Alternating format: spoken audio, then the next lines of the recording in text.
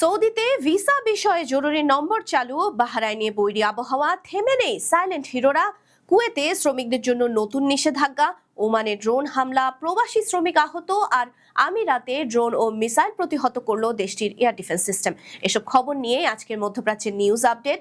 সাথে আছি আমি পৃথ্বী বিশ্বাস। চলে যাচ্ছি বিস্তারিত খবরে। সৌদি আরবের সরকার ভিসা সংক্রান্ত যে কোনো তথ্য ও সহায়তার জন্য একটি জরুরি হেল্পলাইন নম্বর চালু করেছে। 992 এই নম্বরে ভিসার সংশোধন, ভিজিট ভিসা, উমরা ভিসা, ট্রানজিট ভিসা বা ফাইনাল এক্সিট ভিসা সহ সব ধরনের মেয়াদ উত্তীর্ণ ভিসা সম্পর্কিত তথ্য পাওয়া যাবে। সৌদি সরকারের নির্দেশনা মোতাবেক যারা যাত্রা করতে পারেননি তাদের ভিসা সংক্রান্ত সমস্যা সমাধানের প্রক্রিয়াও ইতোমধ্যে শুরু হয়েছে। 25 ফেব্রুয়ারি 2026-এর মধ্যে মেয়াদ উত্তীর্ণ সব ভিসা 18 এপ্রিল 2026-এর মধ্যে আপসার প্ল্যাটফর্মে ফি প্রদানের মাধ্যমে বাড়ানো যাবে। এছাড়া যারা ভিসা নবায়ন করতে চান না তারা সরাসরি আন্তর্জাতিক এক্সিট পয়েন্ট দিয়ে দেশ ত্যাগ করতে পারবেন। এর জন্য কোনো জরিমানা বা বিলম্ব ফি দিতে হবে না। মন্ত্রণালয় সকলকে সতর্ক করে আরও জানিয়েছে 18 এপ্রিলের মধ্যে দেশ ত্যাগ না করলে প্রযোজ্য নিয়ম অনুযায়ী ব্যবস্থা নেওয়া হবে। মধ্যপ্রাচ্যে চলমান উত্তেজনার মাঝে আরব সরকারের এই পদক্ষেপ দেশটিতে অবস্থানরত অভিবাসীদের জন্য স্বস্তি এবং স্বচ্ছতা নিশ্চিত করছে। এদিকে গেল এক সপ্তাহে সৌদি থেকে 5111 জন অবৈধ অভিবাসীকে বহিষ্কার করে নিজ দেশে ফেরত পাঠানো হয়েছে। আটককৃতদের মধ্যে 71% ইথিওপিয়ান এবং 26% ইয়েমেনি নাগরিক এবং বাকি 3% অন্যান্য দেশের নাগরিক। চলতি অভিযানে ভিসার মেয়াদ উত্তীর্ণ কিংবা অননুমোদিত অবস্থায় কাজ করা অভিবাসীদেরও শনাক্ত করা হয়েছে এবং তাদেরকেও নির্বাসন তালিকায় অন্তর্ভুক্ত করা হয়েছে।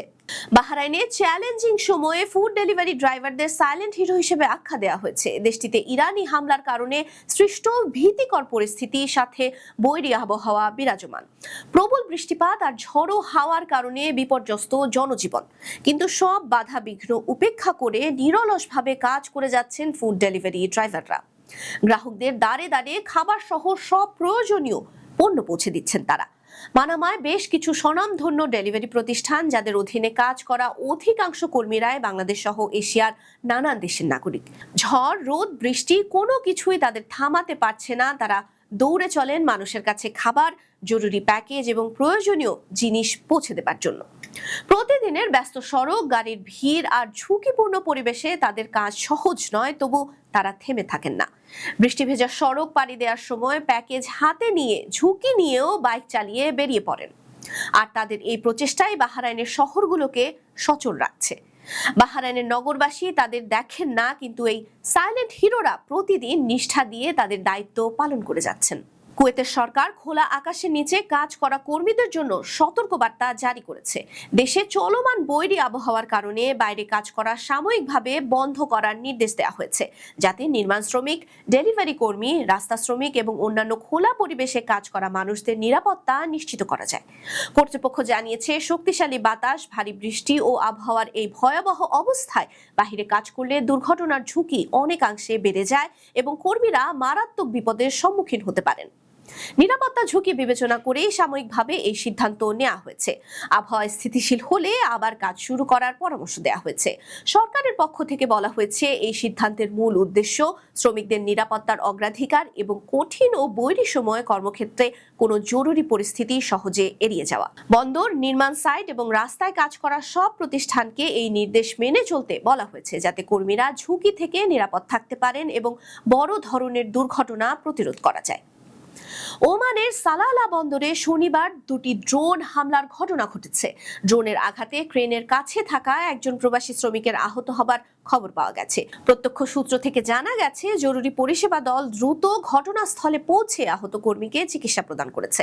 তবে হামলায় বন্দরের কার্যক্রম প্রাথমিকভাবে প্রভাবিত হয়নি। আহত শ্রমিক প্রবাসী হলেও কোন দেশের নাগরিক সে ব্যাপারে কোনো নিশ্চিত তথ্য এখন পর্যন্ত পাওয়া যায়নি। ওমানের সুলতানাত এই হামলার নিন্দা জানিয়ে একে নৃশংস এবং গর্হিত কাজ হিসেবে বর্ণনা করেছেন। দেশটির সরকার আবারও সতর্ক করেছে, ওমান জাতির নিরাপত্তা রক্ষা এবং নাগরিক ও গুরুত্বপূর্ণ অবকাঠামো কাঠামোর সুরক্ষা নিশ্চিত করার জন্য প্রয়োজনীয় সব পদক্ষেপ নেওয়ার ব্যাপারে বদ্ধপরিকর। সংযুক্ত আরব আমিরাতে আবারও বড় পরিসরে হামলার চেষ্টা নস্যাৎ করেছে দেশটির এয়ার ডিফেন্স সিস্টেম। এই হামলার জন্য ইরানকে দায়ী করছে আমিরাত সরকার। গালফ নিউজের খবরে বলা হয়েছে, ইরান থেকে 28 মার্চ সোমবার মোট 20টি ব্যালিস্টিক মিসাইল এবং 37টি ড্রোন ছোড়া হয়। তবে সেগুলোকে সফলভাবে আবুধাবির আকাশেই আটকে দেওয়া হয়েছে।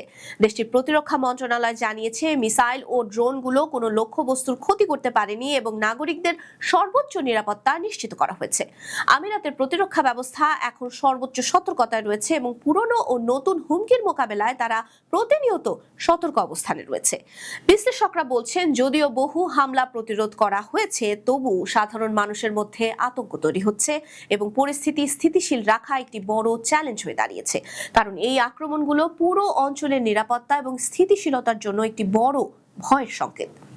এই ছিল আজকের মধ্যপ্রাচ্যের নিউজ আপডেট। আল্লাহ হাফেজ।